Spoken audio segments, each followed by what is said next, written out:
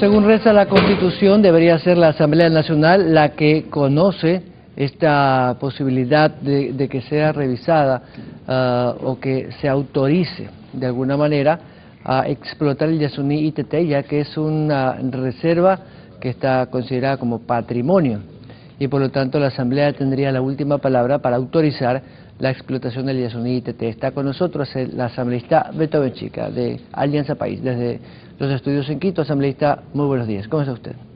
Un gusto verlo. Sí, buenos días, un abrazo a todos ustedes, un gusto saludarles y presto a esta entrevista.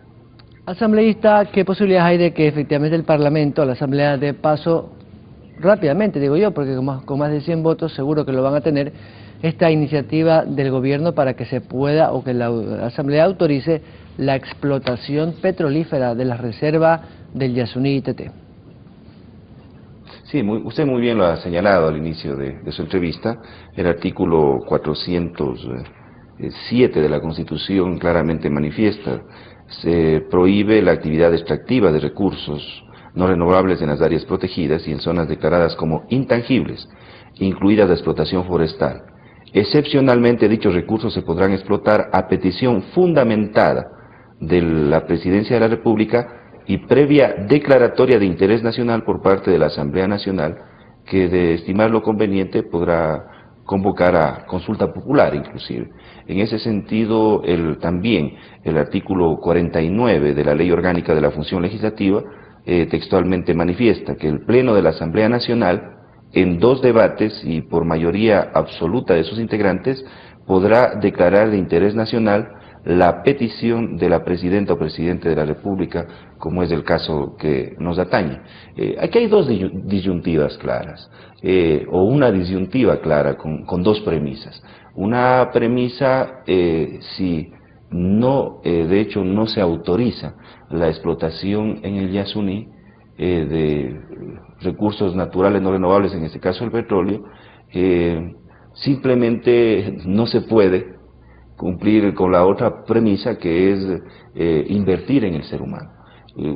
Si analizamos los cantones de nuestra Amazonía, ha tenido un gran despliegue de inversión pública como nunca antes en la historia del Ecuador, por lo que los amazónicos estamos congratulados con el gobierno de la Revolución Ciudadana. Siempre fuimos la última rueda del coche, siempre se hablaba del conservacionismo, del medio ambiente, pero jamás hubo política pública de los gobiernos irresponsables anteriores para aplacar la miseria, para aplacar de hecho la pobreza que ha tenido siempre la Amazonía. Con el gobierno de la Revolución Ciudadana, recién en la Amazonía se comienzan a ver cambios fundamentales en infraestructura, en vialidad, en obra pública, en educación, en salud, en vivienda gratuita y en todos los planes, programas y proyectos que están contemplados dentro del buen vivir. Primera vez en la historia del Ecuador, la Amazonía tiene inversión pública como debía haber tenido siempre la Amazonía fue, si se quiere, el que enriqueció el erario nacional y se concentraron esos grandes dineros únicamente en Quito y en Guayaquil. Nosotros hemos tenido una postergación permanente si no fuera por el gobierno de la Revolución Ciudadana. Nosotros estamos muy motivados, nosotros creemos y tenemos confianza en el gobierno de Rafael Correa porque hemos visto en la práctica el avance que hemos tenido como Amazonía. Ha habido un compromiso del compañero presidente en el sentido de que todo lo que se extraiga, particularmente del ITT, de los diferentes campos petroleros, va primeramente a beneficiar para erradicar la pobreza dentro de los diferentes cantones de la Amazonía ecuatoriana. Eso nos motiva sobremanera. Nosotros sabemos que existe de por medio también un costo, pero ese costo va a garantizar realmente que se invierta en el ser humano y que derrotemos de una vez por todas la pobreza en el Ecuador y particularmente en la Amazonía. Usted acaba de escuchar una nota previa que la dábamos a conocer, que la difunde la agencia EFE y fue citada ayer en Berlín.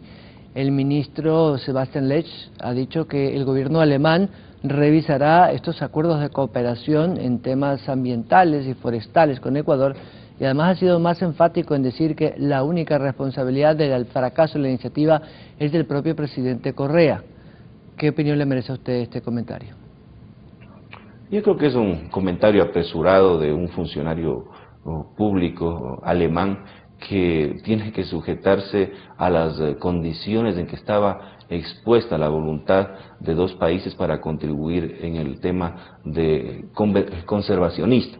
En este caso, yo creo que el tema conservacionista que debe primar en el Ecuador es derrotar la pobreza y que vivan mejor los seres humanos dentro de los límites del Ecuador y fuera de los límites del Ecuador con políticas públicas, inclusive para los migrantes. Mire que solo por concepto de explotación petrolera que la pensamos hacer como proyecto político de manera responsable en esta área protegida que es el Yasuní, vamos a tener mucho dinero para invertir y contrarrestar la pobreza. Los índices realmente de necesidades básicas insatisfechas en la Amazonía todavía son fuertes.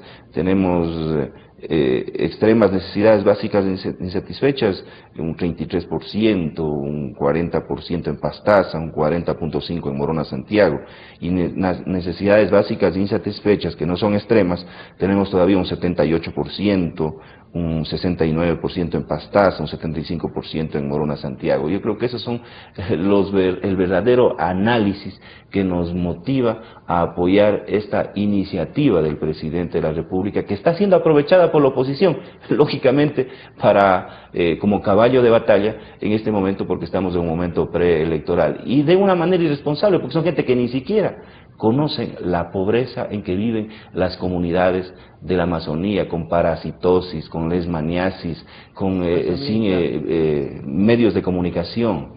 Si me permite interrumpirle para darle un poquito más de velocidad a la entrevista. Con todo respeto, me suena a justificar la decisión del presidente de la República. ¿Por qué no desde el principio se dijo vamos a explotar el Yasuní y no montaron esa campaña que era noble, que era hasta cierto punto romántica, pero muy poco práctica de llevarla a efecto? Muy pocos países se sumaron a esta iniciativa, tanto es así que la mitad de lo que el gobierno pensaba recaudar, 3.000 millones, a duras penas se consiguió 300 millones y haciendo un lobbying internacional muy fuerte a través de la señora Ivonne Bacchi. Pero si siempre estuvieron seguros de que no iba a haber este apoyo internacional, ¿por qué dijeron al país de que se iba a respetar la biodiversidad del Yasuní Teté? Era mejor decirlo desde el principio, necesitamos este dinero y qué pena por la naturaleza, pero la pobreza es primero. ¿Por qué estos 3 años, casi 4 años de espera? Porque no tuvo éxito, sencillamente la respuesta es porque no tuvo éxito, no cayó en oídos receptivos una propuesta revolucionaria en donde debe haber la corresponsabilidad del mundo. Esta es una área protegida a mucha honra ecuatoriana que queríamos garantizarla para el mundo, no solo para los ecuatorianos. Pero sin embargo, los que más contaminan, las multinacionales que de hecho han contaminado el medio ambiente, jamás se comprometieron siquiera a paliar en el mundo toda esa contaminación. Peor, a una iniciativa tan gentil, tan buena de parte del Estado ecuatoriano y que la pusimos en conocimiento internacional. Eso nos da mucha pena porque aquí debe haber corresponsabilidad. Esto no era un asunto únicamente del presidente de la República.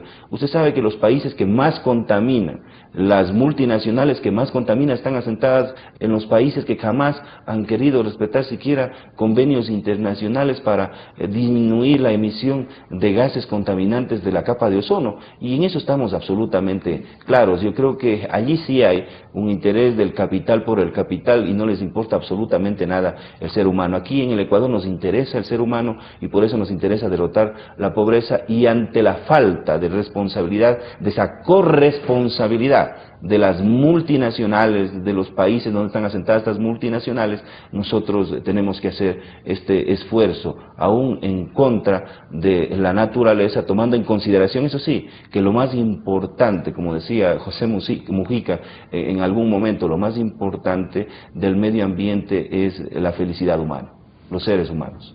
Asambleísta, finalmente, ¿qué posibilidades hay de que si efectivamente estos jóvenes ambientalistas, ecologistas o quienes están detrás de la posibilidad de pedir una consulta popular consigan las 600.000 o 1.000.000 de firmas? Nos iríamos a una consulta popular y lo más probable es que la gente vote a favor de que no se explote el Yasuní. ¿Se le cae el plan B al gobierno? ¿Qué piensa usted? Yo creo que hay desinformación. Los jóvenes están, muchos de ellos desinformados, existe la pasión de juventud, la pasión de personas que creemos en el medio ambiente, que creemos en la biodiversidad, que creemos en los espacios naturales, que creemos en la conservación, pero detrás de ello hay mucha desinformación.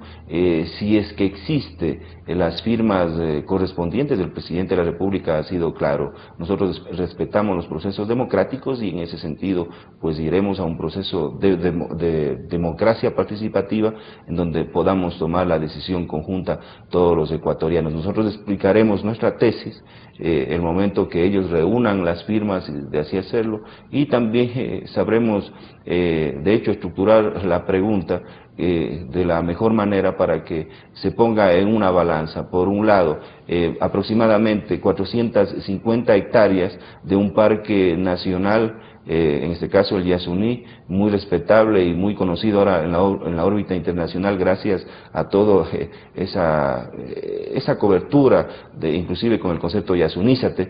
Y por otro lado, por un lado un parque 450 hectáreas y por otro lado los altos índices de pobreza que todavía tienen las comunidades de la Amazonía. Entonces eso debemos ponerlo en la balanza y tendremos que buscar las alternativas necesarias para seguir derrotando la pobreza en el Ecuador. Hemos ganado 10 puntos, así lo restan los organismos internacionales, en eliminar la pobreza en el Ecuador, y lo seguiremos haciendo de una manera responsable, ágil, oportuna, a través de la política pública, y nosotros dando las herramientas desde la Asamblea Nacional de los diferentes cuerpos normativos para respetar el plan del buen vivir y poder proyectarnos hacia ese buen vivir que todos los ecuatorianos deseamos. Asambleísta Beto Benchica, muchas gracias por sus argumentos, un gusto. Un abrazo a usted y muchas gracias por la entrevista. Gracias al asambleísta de Alianza País a propósito de este tema del Yasuní-Tete y las posibilidades de que la Asamblea conozca este petitorio del presidente de la República para la autorización de la explotación del Yasuní. Vamos a la pausa, regresamos con más información.